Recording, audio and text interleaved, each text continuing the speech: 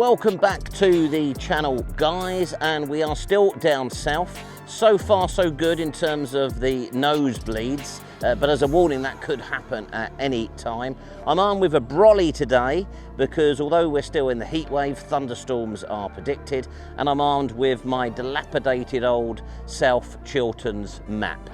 The view behind me probably isn't going to come out very well on the camera, but we're high on the Chiltern escarpment, and today we are going to take a look to one of my very favourite ancient embankment features. Without further ado, let's get on with it. It's this away.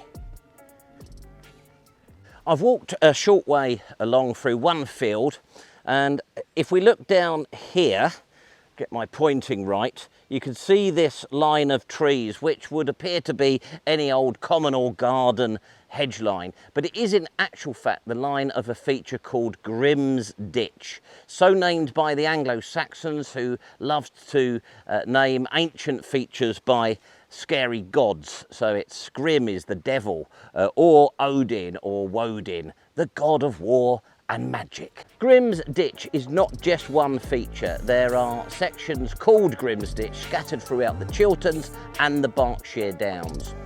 They are believed to date from the same time, and presumably the Anglo-Saxons in different areas, because they're so obsessed with Woden and the likes, called these features Grim's Ditch at the time. And we're going to head off down here through this intoxicating strip of Chiltern-esque woodland to take a look to it. Out of all the stretches of Grim's Ditch in the Chilterns, this one is a particular favourite of mine. I don't know if you can see here from the sign, Grim's Ditch for 5.5 kilometres in new money, or 3.4 miles in old money. So it is a particularly lengthy stretch of this embankment feature, and we're going to have a walk down it, get this map out and have a look at what the map can possibly tell us to support its age, how long it's been in the landscape. The long distance ridgeway hiking path runs down there next to this section of Grim's Ditch, but if we come round here, you can see something of the scale of it there. It really is quite an impressive structure. It's got quite a bit of scale to it. I'll drop down in here. Obviously we know the cameras tend to flatten these things out a bit, but it looks like it could be defensive, although the experts don't think that it was. They think it's simply a boundary between either different lands owned by different people, or possibly even different types of farming. Oh, a lack of continuity there. I haven't got my bag. I thought I'd just show you this section behind me here. It is really quite striking. It's funny, isn't it, how the Anglo-Saxons had to name these features after scary devils and gods. But I guess to the newly arrived Anglo-Saxons, it really was a mystery. They hadn't even got the confidence at that stage to call the country England after themselves. So they just plumped for Grim's Ditch. Oh, more poor continuity. I haven't got my bag or my umbrella. Brolly, but no map and no bag. After a short while, the path crosses through the embankment and then carries on the other side, which gives us a good opportunity just to get a sense of the scale of it, although on this day in this heat I could do without any unnecessary climbing. Bingo, bag, umbrella, map. Leaving the path for a moment and climbing on top of the embankment, we're actually stood on top of it here. This field that you can't really see very well through the trees behind me is interesting because the Ordnance Survey actually give it a name, Morrell's Bottom, and or Morrell's Bottom.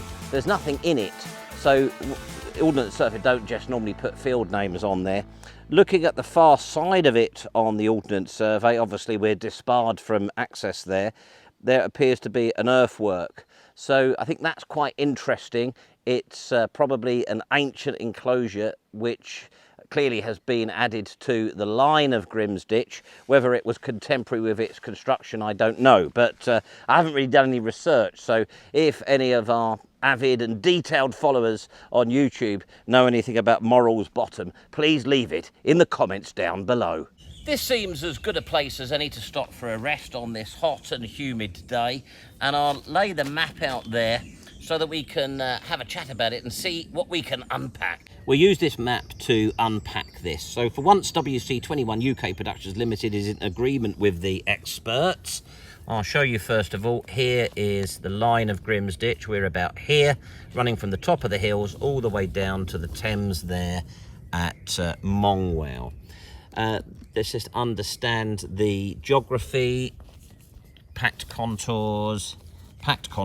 So here, over this side, we are on the top of the Chiltern Hills. The slope is gentle down to the valley bottom at the River Thames there. You'll notice at the top of the hills it's heavily wooded. Experts think it's an Iron Age feature. Well, what do we have here? What evidence do we have to support that? Let's look first of all at this village here on top of the hills in the woods, Stoke Row. We come down the hills here to the valley bottom, South Stoke.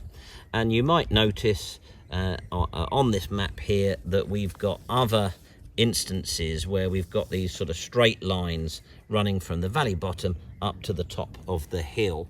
Now that's because back in the Anglo Saxon times the parishes were set up as strip parishes. So each parish had some of the good quality land down here and then some of the poorer quality land up here, which did have some useful wood for their fires on it. The Iron Age Grimsditch seems to have set a precedent for that. It looks to me as though the Anglo-Saxons were just following on with this idea of dividing the land up so that you had a fair mix of good and crappy there in each parish.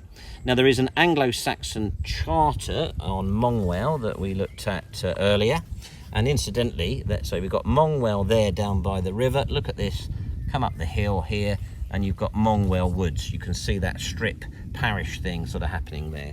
And the Anglo-Saxon charter is from the 900s, is the first one to name our feature here today as Grimsditch. Harmony reigns supreme for once around these parts.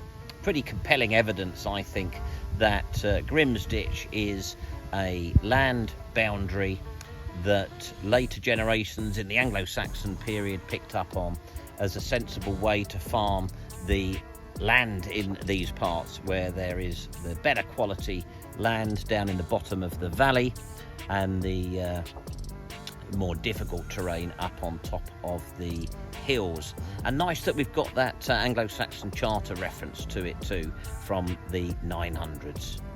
You may not necessarily agree, and by all means, it's still a free country. Leave your comments down below. We really would like to have some more comments. We've got some great followers who put really good quality comments. It would be good to have some more down below.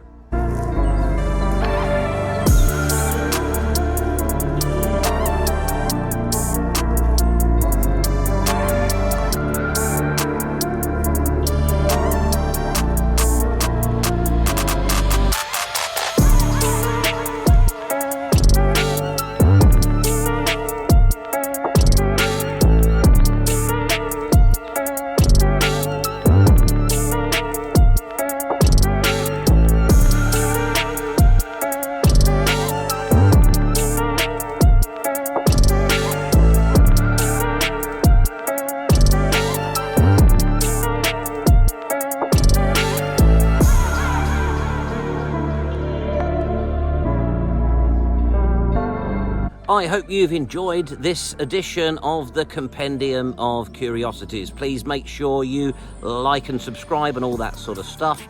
And we'll see you again next week with some more content on WC21 UK Productions Limited.